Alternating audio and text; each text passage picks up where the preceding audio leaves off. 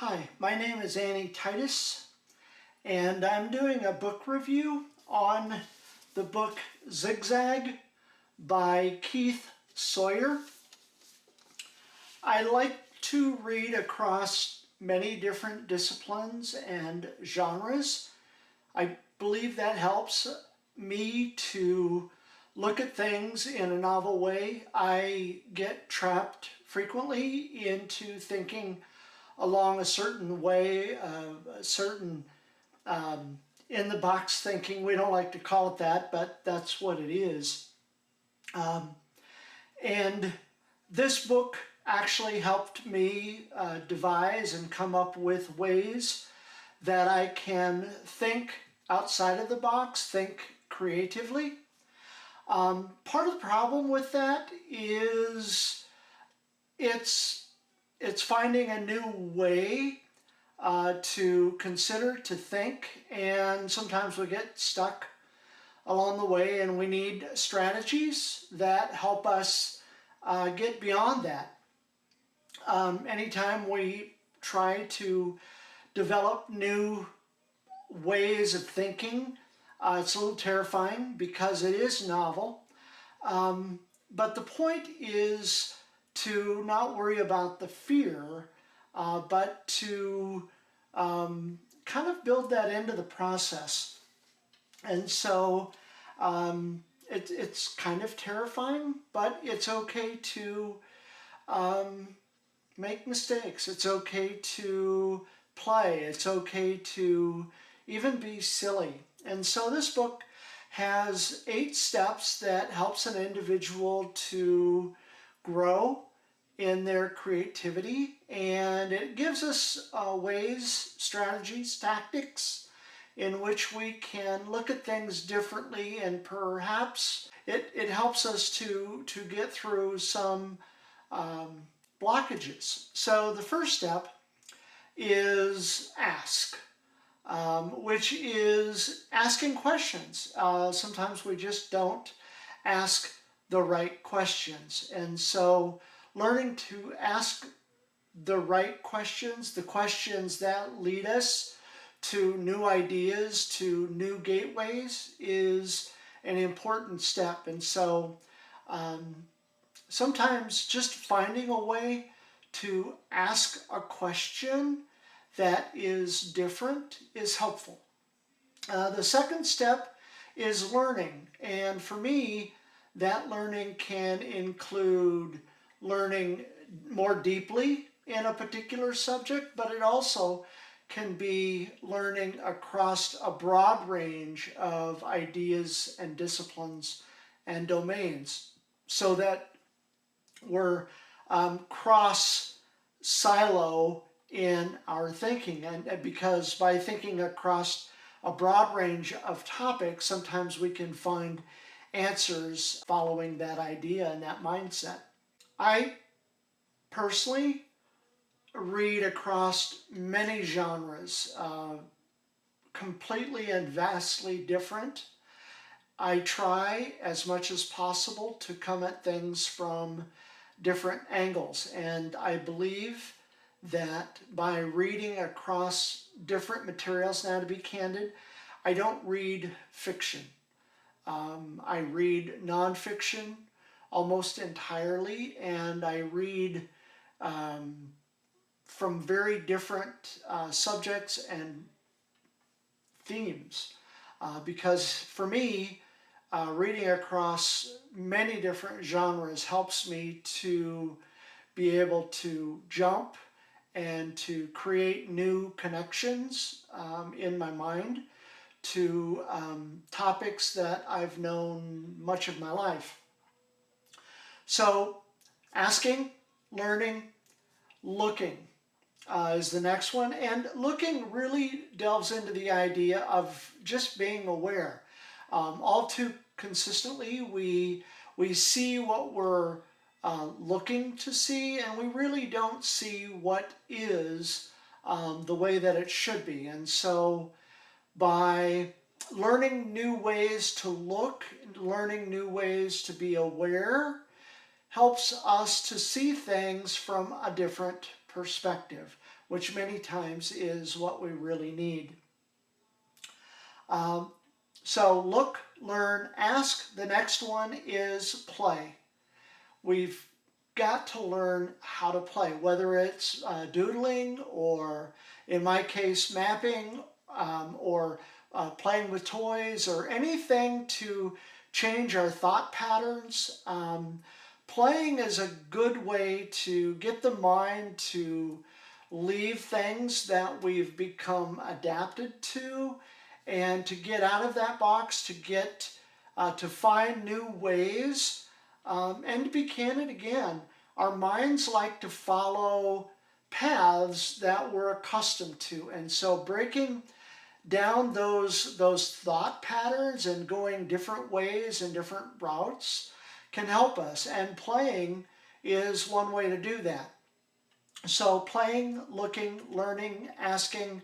The next one is thinking, finding new ways to think. There's this idea of rigorous concentration, of course, but there's also this idea of bouncing new ideas from different sources, from different points of view, looking deeply, looking broadly, looking at something from a completely different point of view, perhaps maybe even a negative point of view. For example, we may look at, we'll look at an apple and we'll look at a pineapple, and we consider them to be like, we compartmentalize them as fruit, as sweets, but the pineapple has a certain geometry that an apple does not. They're both have a protective surface, but we get trapped in the idea of only looking at fruit categorically. We don't see beyond the ideas of the flesh of a pineapple is very different than that of an apple. Where an apple is crispy many times, a pineapple is not. Pineapple is more tart than what an apple is, and of course, unless we're talking about Granny Smith. The idea, though, is what if we tried to look at the similarities between a hairbrush or a tractor, plow, and look at that in light of a pineapple. And now maybe that's a crazy idea, but there's a certain geometry to a plow, a certain geometry to a hairbrush that may very well fit with what a pineapple. And so sometimes if we can look at a pineapple, we can look at an object through a different lens, maybe just by playing and being silly, we can find a new way to look at things that we've looked at the way we always have. The next item is fusing new ideas together. And for me, historically, I happen to be a fan of Chinese, but I also like comfort food. And so finding ways to fuse comfort food with Chinese food is something that I would do in a culinary way. But how can I fuse one way of thinking in a domain or in a discipline? How can I fuse that idea, that mindset, with something that's completely random, something that's completely different? And that might help me to look at things from a different perspective. Again, this idea of zigzag is to get a different perspective, and by doing that, we're juggling different ideas, different ways of perceiving, looking at thinking, fusing, playing, looking, learning, asking, choosing. Choosing is the seventh step, and the idea is to choose, to make a decision. Many times we're afraid to make a poor decision or to make a mistake. The idea is to choose, to decide. And then from that, then we can determine what we learned from that and what works and what doesn't work. And it's through making mistakes, through doing things that don't work, that sometimes that we can adapt to finding what does work. And perhaps we can find a different way in which that will work in a different setting. So the idea is to choose differently and to look at things in different ways.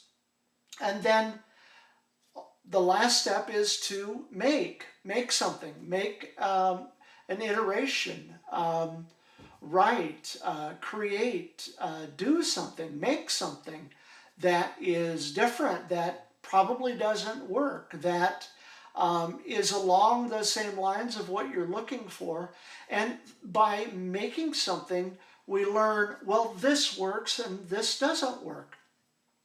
One of the key points that Keith Sawyer brings out in this book is by having these 8 different strategies of how we encounter a particular idea or a particular setback or stoppage or a block wall where we can't get beyond it.